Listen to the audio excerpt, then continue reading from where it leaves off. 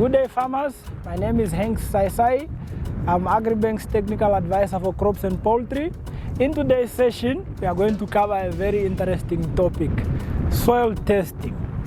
When you want to grow crops, the starting point is to understand what is your soil capable of giving you in terms of nutrition, the texture of your soil, how does it hold water, what is the condition of your soil, is it acidic, is it neutral, or is it alkaline, and what are the levels of nutritional elements that are available for plant growth.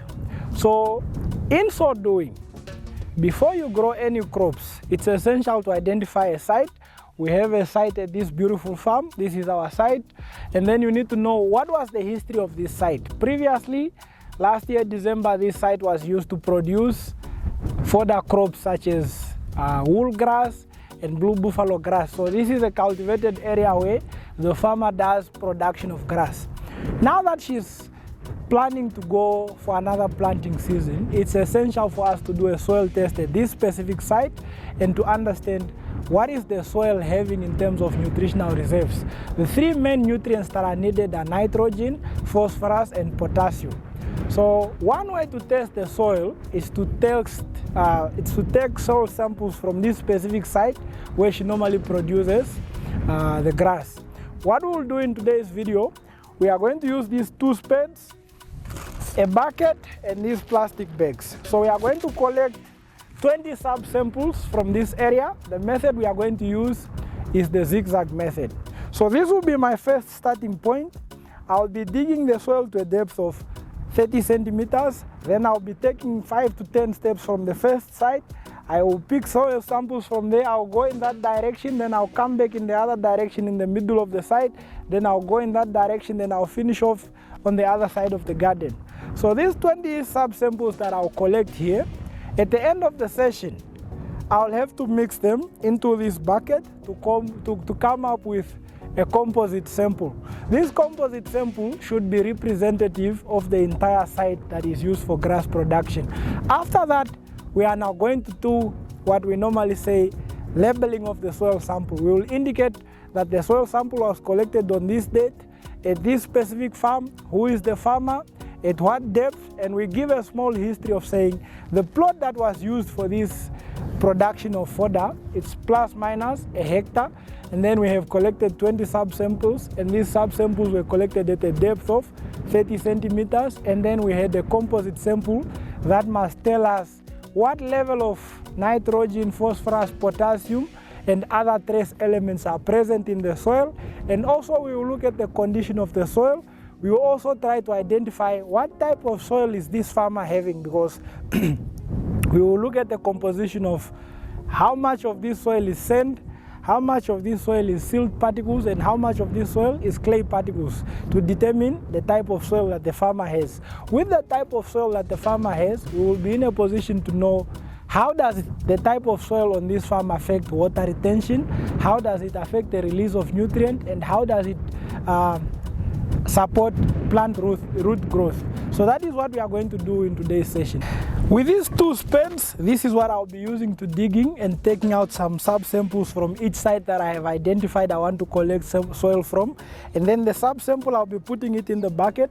So once I have collected my 20 samples from here, that is when I'll mix everything that is in the bucket to ensure that I only send 2 kg of soil to the lab. That 2 kg is enough to tell me exactly what I want to know about this place. So the starting point, I will dig a 30 centimeter hole like that of a fencing post. So I'll dig here as my starting sampling point.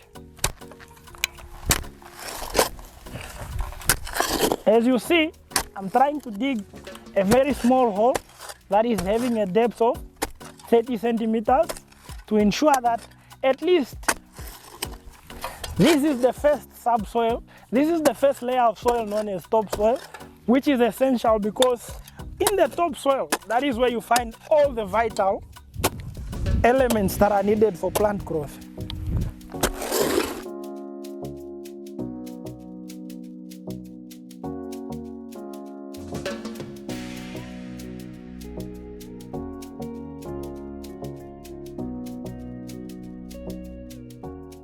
I just dug my first hole.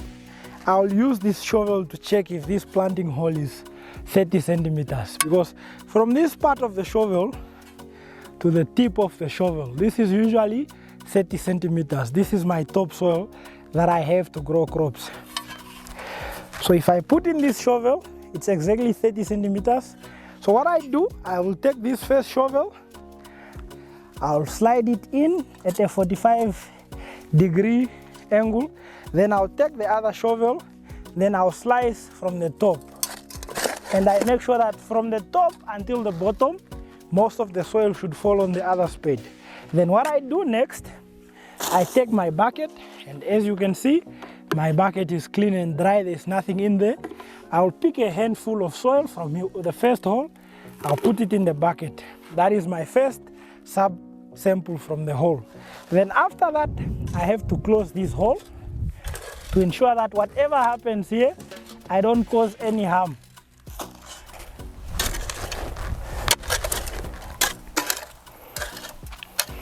Now that the first hole is closed, I take my tools, I take the bucket, then I count 5 steps from the first hole to determine my second sampling hole.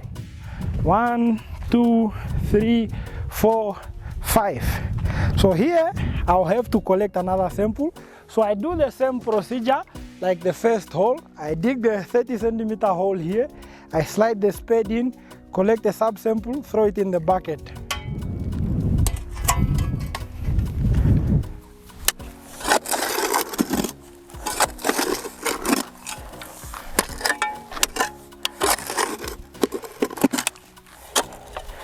Then I do the same process. I confirm with this spade. Okay, 30 centimeters. Then I take this spade, I put it at a 45 degrees angle. Then I'll have to slice again. All these layers from the topsoil until the base of the hole, I have collected soil. Then I take a subsample again from here, a fistful or a handful, throw it in the bucket. So now I have 2 subsamples in the bucket. I still need 18 more. If I'm done with this first line of sample holes, I have to change direction now. Now I need to go in this way to have some kind of zigzag pattern. So if this was my last sampling hole, I need to start walking in the opposite direction. I do the same procedure. From the last sample hole, I count 1, 2, 3, 4, 5, and this will be my subsampling hole where I have to collect samples. I do the procedure again. I'll have to dig another 30 centimeter hole here.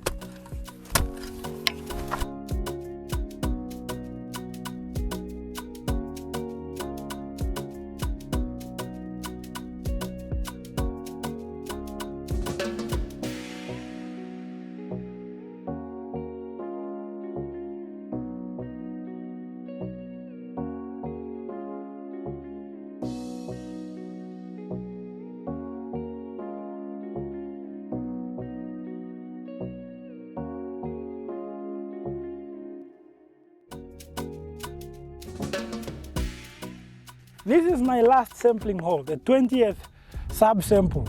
After collecting soil from the 20th subsampling hole, now you can see inside my bucket, I have soil that I've collected from 20 different sampling holes.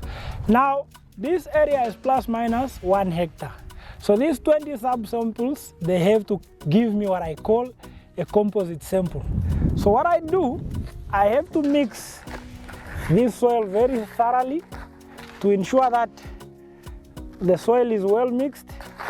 You can see I'm busy mixing my sample to form a composite sample.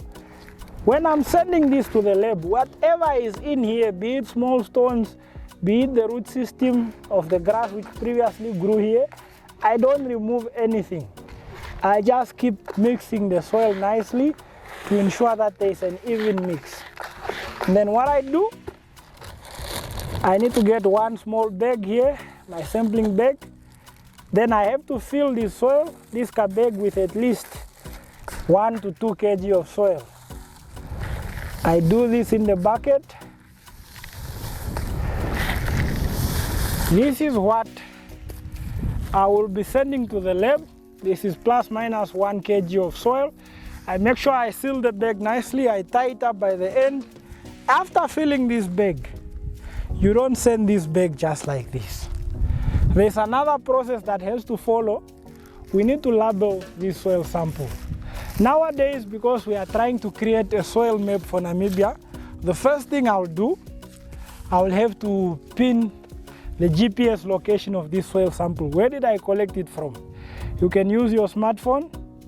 You just go to Google Maps, and then once you are on Google Maps, this is what you do. You go and open the app. After opening the app, you quickly press on your location, you drop a pin there, and then it should give you the coordinates of where did you collect this soil. Once you have that information, you take a screenshot. That screenshot has to be part of the information you are sending to the lab. I'll have to label on a small paper that I collected this soil on this specific date. How many subsamples did I have to make this composite sample? How big was the garden? What was being grown there? I have to put my cell phone number, the name of the farm, and then I give a brief history or a description to say the types of crops I want to plant on this piece of land will be maize, it will be tomatoes, it will be green peppers, and I want you guys to test for me the standard test, which looks at nitrogen availability, phosphorus availability, potassium availability, magnesium, soil pH, electrical conductivity, and maybe zinc, magnesium, and sulfur and iron that is contained in this soil, because these are the key nutrients that I need. After sealing and labeling this soil sample, you can take this amount of soil, you send it to Ministry of Agriculture, Water and Land Reform laboratory. They can test it for you, or you can send this soil sample to GIZ, Farming for Resilience project in Rundu. That lab will be able to tell you exactly how many kgs of organic matter such as cattle manure you need to use in this soil before you plant. They can also tell you that after 3 weeks at planting, how much fertilizer can you add. 3 weeks later, how much fertilizer can you add for which crop. So it will be easy for me to know as a farmer that after testing my soil, what exactly do I need to use in my fertilizing program if I want to achieve success.